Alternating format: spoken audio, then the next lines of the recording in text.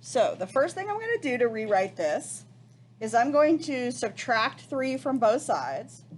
So I'm going to rewrite this problem as 4x minus 1 over x plus 3 minus 3 is less than 0.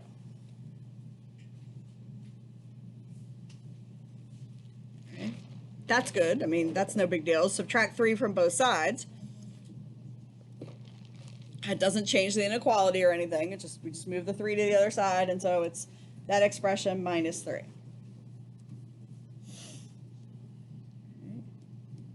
So that's the first part. We are comparing to 0. Check. Second part.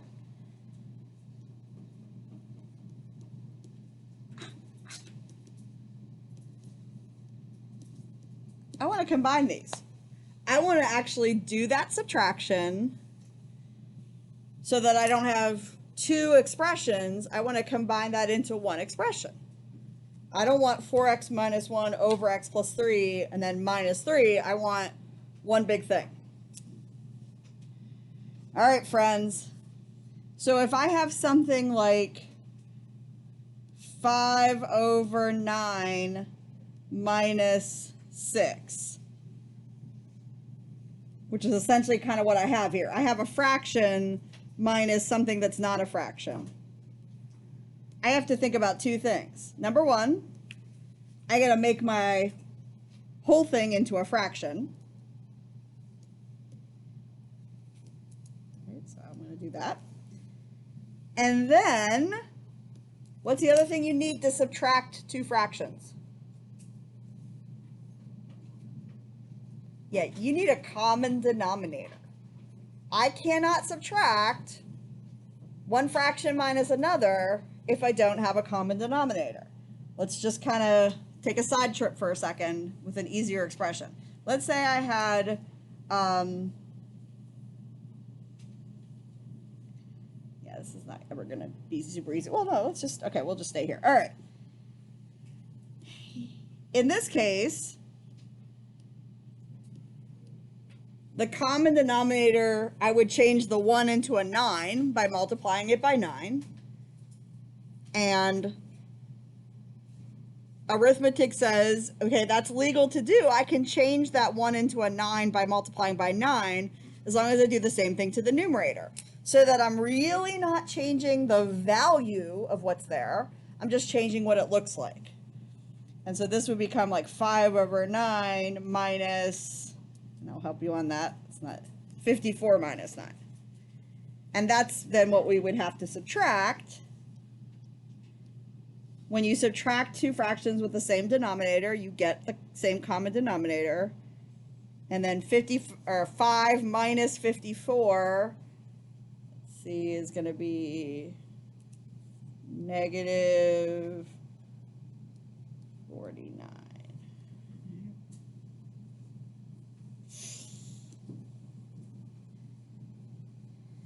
So that's going kind of back to elementary school. I will tell you, you may have not thought about that for quite a long time because you've had a calculator in your hand for quite a long time. And so doing something like 5 over 9 minus 6 may have been a calculator question. The thing is, there's not a calculator way to do 4x minus 1 over x plus 3 minus 3.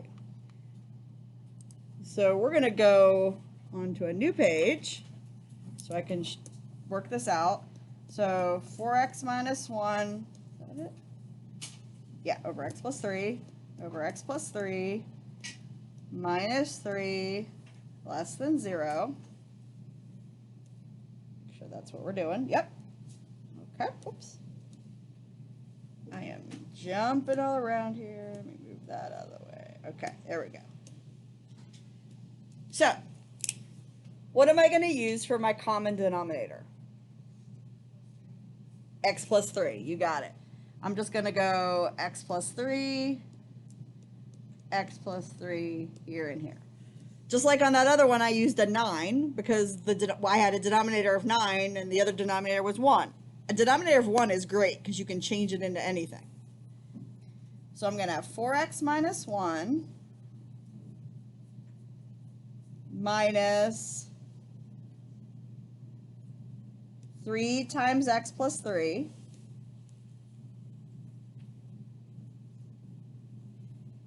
and that's going to be over that same denominator, x plus 3.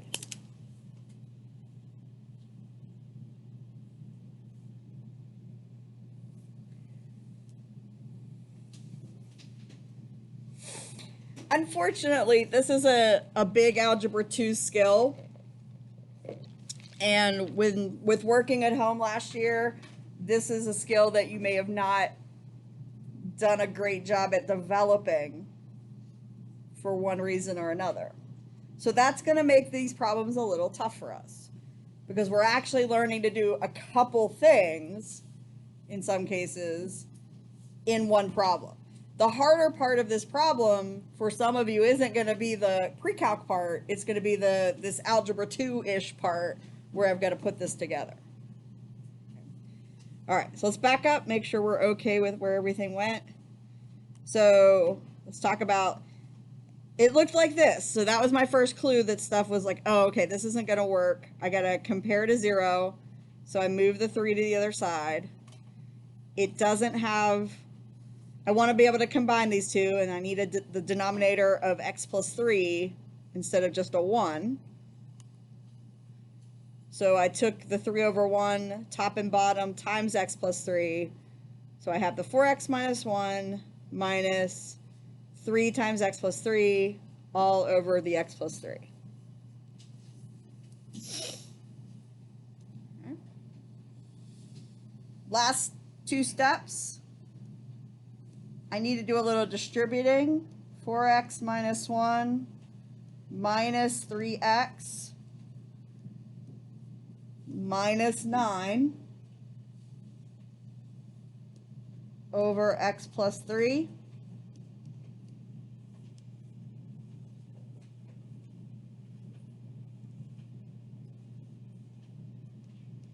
And then if I combine like terms, I'm going to get that. Now, I wish I could tell you that there was some magic shortcut to that.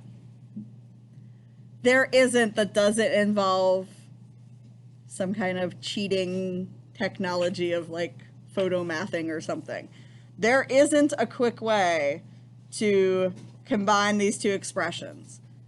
The common denominator of the x plus 3, distributing that through, combining the like terms, all of those are things you have to do. So the bad news is there's not really an easier way to get through this problem. The good news is I'm not going to ask you to do a bunch of these. And I may not even ask you to do one of these on Thursday's quiz. I haven't quite decided yet. We may or may not do one on Thursday's quiz. You will have to do one of these on your unit test for sure. So you are going to have to be able to do this. It's probably better if we put it on the quiz because then you at least get to practice it. So we probably will. So even though you're going to have to do it, you don't have to do it a bunch of times. And usually once you get down to this part, the rest of it is pretty smooth sailing. Okay, we try not to, I'm trying to not make the rest of the problem super complicated. So -3 and 10 are my number line numbers, and then everything else happens like we used to do. That 0.5 step is really a doozy. Right? It's no fun.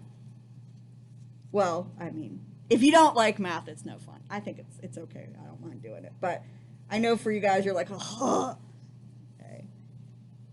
But everything we do with this process is based on the concept of comparing to 0. So you can't just skip it. You can't just look at this and go, oh, I'll use 1/4 and -3 and make a number line. Like, none of that's going to work. If there was an easier way, I would show you how to do it that way. There's not. Okay. So let's see. x minus 10 and x plus 3 for my answers. And, oh, I can't pick 10 in this time, though. I can pick negative 10 and I can pick 0, but I can't pick 10 because it's on my number line, so maybe I'll pick 20. Negative, negative, finally positive, negative, positive, plus minus plus. Boop, boop, boop.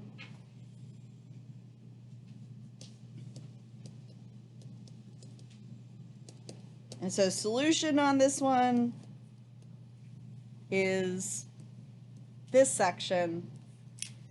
Because we are going less than 0, that means we need the negative section. And no equals, so no squares, no squared off pieces. So negative 3 to 10.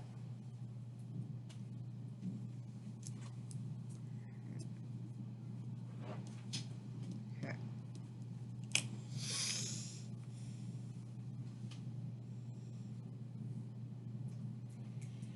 Like a lot of things we learn how to do, once we do it a couple times, you'll get more comfortable with it. It's the same thing as factoring with the leading coefficient not 1. That first day we threw that out there, some of you are like, ah, and then we've practiced it and you've done it over and over and over again and you've gotten better at it.